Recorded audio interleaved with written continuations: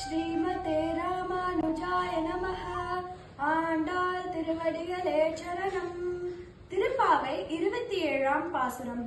கூடாரை வெல்லும் சீர் கோவிந்தா, உன் தன்னை பாடிப்பறை கொண்டு யாம் பெரு சம்மானம்.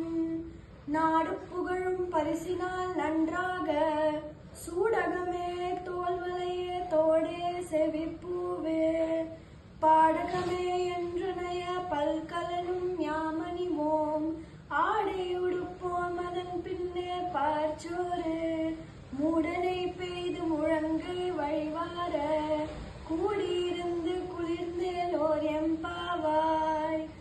ஆண்டாள் திருவடிகளே சரணம், ஆழ்வார் திருவடிகளே சரணம். விளக்கம். கூடாரை வெல்லும் சீர் கோவிந்தா, உன் தன்னை பாடிப்பறை கொண்டு யாம் பெரு சம்மானம். நாடு புகழும் பரிசினால் நன்றாக. பகைவர்களை வெல்லும் பகவான் கோவிந்தன், உங்களின் புகழை பாடி நாங்கள் வைகுண்ட பதவியை பெறப்போகிறோம். அது நீங்கள் தரும் ஒரு மிகப்பெரிய பரிசு. நீங்கள் தரும் மோட்சத்தை அடைந்தால் இதை பார்க்கும் இந்த நாடு எங்களை புகழும்.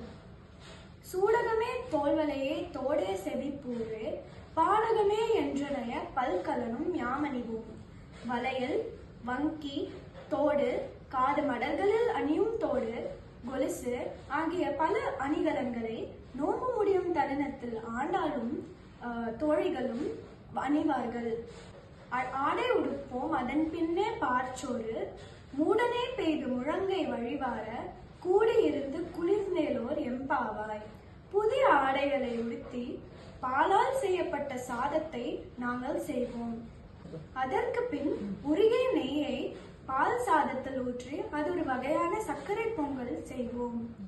சாப்பிடும்போது முழங்கை வரை நெய் வழியும்படி ஊற்றுவோம். நாங்கள் எல்லோரும் கூடி பகவான் கோவிந்தனுக்கு நைவேத்தியம் செய்து அவரை குளிர்விப்போம். நாங்களும் குளிர்வோம். நன்றி.